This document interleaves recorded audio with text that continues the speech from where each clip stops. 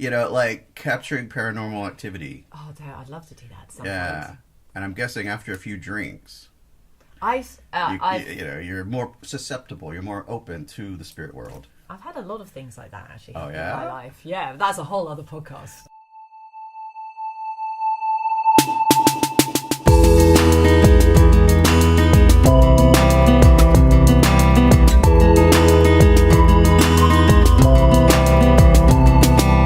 Hey guys, this is Chris and I am back. I am with Helena Nicklin in Wapping. I've interrupted a meeting of the three drinkers to have her interview me. I'm going to interview her, so that's very nice. Helena is an award-winning wine and spirits writer and one-third of The Three Drinkers, which is a show on Amazon Prime available for you to watch now. So, Helena, hey. Hi there. How are you? I am very well, thank you. Okay. How are you? I'm all right. Yeah, thank you. So, we're going to talk about a few things here. Your involvement in the womeninthefoodindustry.com upcoming panel, something people should keep in mind, but just generally about how you got into being a writer and your interest in drinks, and let's take it from there. Sure. So you were saying before we started recording, you're coming at this from an acting background, am I correct? Yeah, okay. Absolutely. Sort of drinks happened by mistake, but it was a very happy accident, really. Yes, living in Italy, doing my language degree, did a play, basically, and sort of fell in love with wine at the same time as really falling in love with acting. Went to drama school, but made sure my other job, because you always need to have another job, made sure that was in a wine shop, a French and Italian wine shop, because those were my languages, and did both for years, but always, eventually I had to pick wine because the acting wasn't really going so well, shall we say. Maybe I wasn't that great, but I vowed that one day I'd bring the performance element back with the wine once I'd really sort of got to know the subject. Sure. And that's what's happening now. Right. It's taken me fantastic. 16 years. Okay. So obviously you're not originally from Rome. No. You're from the UK? You're from London? No, yeah, I'm from Essex. Sadly, okay. I can't say I'm from Rome. Well, all roads lead there, apparently. But so you ended up there, you're working and acting, and you would go out for a drink and realize that Italian wine is great, or and you had that job. Well, so bearing in mind, I mean, I'm showing my age here, but this was back in 1999, when in London at the time we didn't have the beautiful Enotekers that we have now, where we can taste wines by the glass, we can do flights, and there's that educational element to drinking wine. And where I lived in Trastevere in Rome, it was right next to one of those places where it offered you 3 glasses of wine, 3 reds. They were all Italian, and all you knew about them were that they were different grape varieties. And so I would spend my time playing Spot the Difference, and it gave me a hook to learn about wine. Grape variety. Okay, I can do this. And that is still the way I teach wine now. So you teach wine. How do you teach wine? Where do you teach wine? Well, I've been writing about it sort of ever since, but I run a lot of courses and events and things. I did that for a while I taught myself how to write. That was kind of that was the idea, really. But I've always approached it from grape variety first. Actually get to know the personalities of the world's most famous grapes, and then all the rest will make a lot more sense. Okay. Well, my experience, I'm sure you know a lot more than me. My experience, particularly with Italy, it's a complicated thing, and it's hard to tell. Even you can find a bottle, whether it's sold for €5 or €75, it's still hard to tell the quality and that sort of thing. So how did you learn to navigate how to read a label, how to determine value for money, beyond even sort of what goes well with what dish, that sort of thing? By drinking a lot. Okay. No. Trial and error. But paying attention, really. I think the way I often describe it is a little bit like driving. I think anyone who drives nowadays, you just sort of do it automatically, and you don't necessarily think about it. I think the way people drink wine at the beginning, they're not paying attention to the cues, they're not reading the labels. But I made a conscious effort to sort of know exactly what I was drinking every time, and I started reading a little bit of wine stuff, but it was still very complicated at that stage. And eventually the biggest thing for me was getting a job in a wine shop with someone who knew what they were talking about and could answer all my very boring questions. Okay. And then I also guess you're receiving all these so-called boring questions from people coming in buying wine, so you learn that way as well. Because at the beginning you don't even know the questions to ask, really. Right. And so, you're absolutely right. It was the customers asking the questions that I'd be like, oh, yes, very good. Well, what are some good questions to ask to find out what you like in wine or one likes in wine? Let's see. Well, I guess people normally start with what they're eating. That's people often come into a wine shop and say, okay, I'm having this, or I want to cook this for dinner. What goes well with it? And then it's really thinking about what will go with it and why. And then I worked out from listening to my boss that it was about matching body, so a big, heavy, meaty dish with quite a well-structured, very quite tannic red wine. And then you learn by listening what the options, he'd always give 3 or 4 options of what those might be. And so you sort of remember, okay, so Cabernet Sauvignon is a grape that is like that. I will remember that. Sure.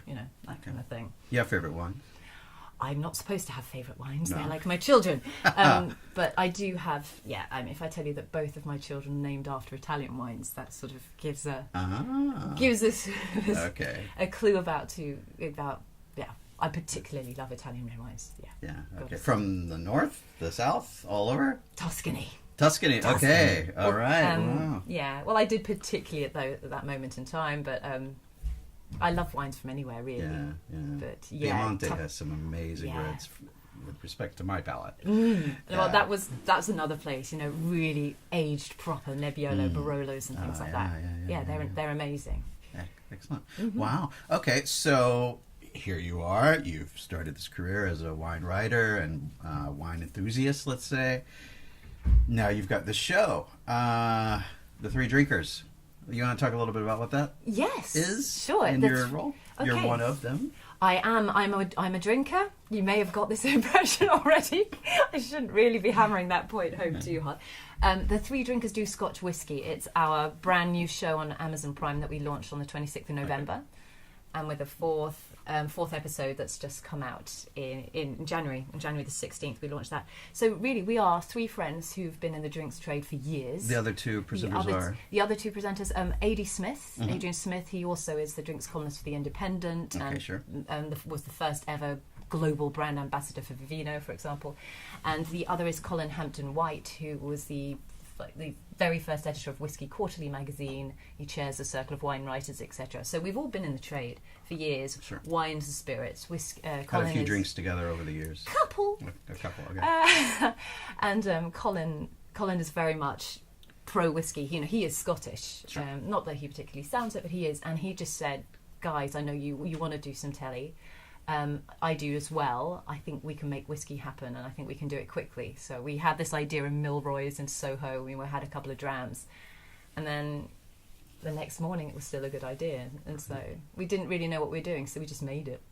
But you've now made a whole season. Yes. Okay. How many episodes? It's 4 at the moment. 4. We're adding 2 to it this year. Okay. And we're currently developing the next series, which won't necessarily be about whiskey. No, okay. It will be about all drinks, probably. Okay. There are a couple of ones on the table at the moment. We're hoping for California, possibly Bordeaux, and England. It's just a question of which one's going to come off first. Okay, That's exciting. Yeah, it's going well. Successful. Yes. Well, we just got back from LA where we launched Scotch out there. To sort of a very, very different audience as well, and we're speaking to them about California as well. More tan out there. It was really cold. It was so cold. Oh, really? Yes, it was really freak weather. Which was upsetting given that we were leaving ice and snow. But no, it went down really well, and we've had some great leads from it. So we're back this week. We're just now starting work on pushing Scotch and thinking about the next series. Okay, well, that's exciting. And I think, like I was telling you before we started the interview, I went to one of the screenings when the show was launched, and I remember somebody saying something like, you're like, however many markets it is, you're essentially, it's like everywhere in the world except maybe like North Korea or something. Right? Yes, that's the big surprise for us, because we were expecting, given the way that we've made the show, for it to be in like 4 countries and territories. I think England, Germany, US, but it's now in 167 countries and territories and 39 languages that we're just about to upload. So are you dubbed? Some of them, Japan. Yeah. How's that? I don't know yet. I can't wait to see it. Oh, that's exciting. It hasn't finished quite yet. I mean, well, they finished the dubbing. They're now just sort of mixing it. I love it. Apparently, Japanese me is super famous. I'm very happy. All right. Are you big in Japan? I will be, hopefully. Wonderful. My voice will be big in... Oh, no. Yes, my voice Oh, is big the in voice Japan. of you in Japan is someone who's famous. Yes. Oh, okay. Oh, I I'm see. not. Yet. Not yet. Okay. Wow. Well, you're 1/3 of the three drinkers. One woman among two men. So that's a pretty good ratio in the drinks industry. And another thing we were talking about for the interview, it's a sausage party. Yeah. For me, so like, as a man, as a sausage, as a representative sausage in the room right now, there's like, I do a lot of travel writing and food writing. I'm in this sort of social media world. It's fairly well represented by women, I find, until I get to the drinks. And then, like we're saying, it's a lot of men. So I'm guessing it's not as bad as maybe it even used to be when you first started. What's that like, particularly men who've had a few drinks? Yes. Well, first of all, my autobiography is now going to be called Sausage Party. Excellent. But I've seen a really interesting shift because obviously I started 16 years ago and so much has happened since then.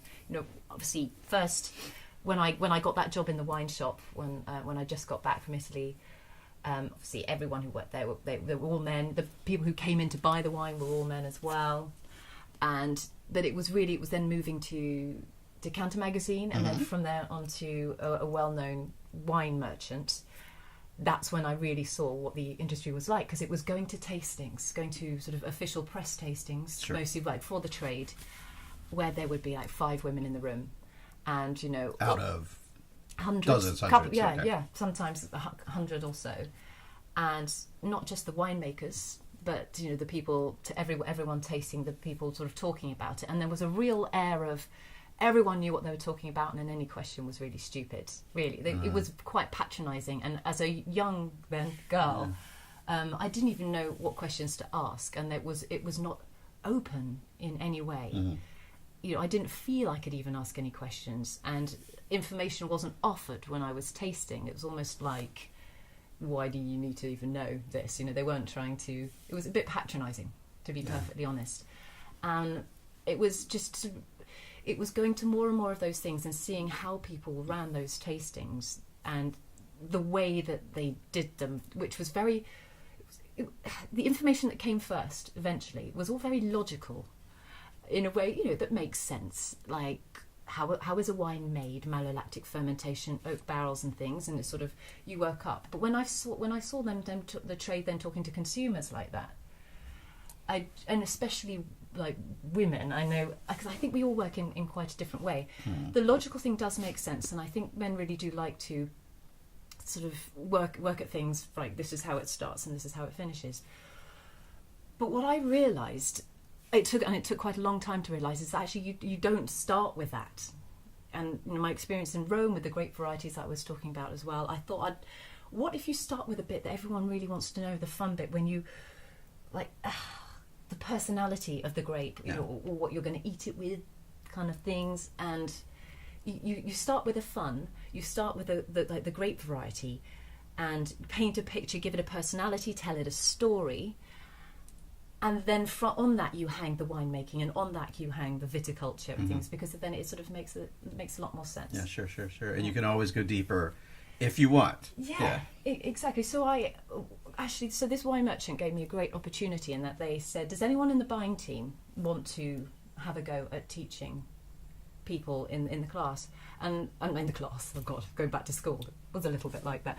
But, anyone in the business. And this is a very male-heavy business. Most of the people who came to that course were women, because I put my hand up and said I was going to run it. So interesting. That was very interesting that as a young person was running the course, it seemed to open the door to a lot more people. And I experimented with this way of, in my slightly unique way. You were less intimidating. Yeah. Okay. Yeah, I guess so. And I don't think I was patronising. And I experimented with my way of talking about wine. And the feedback was so good, I left and set up my own company in the nutshell. Fantastic. Yeah. Excellent.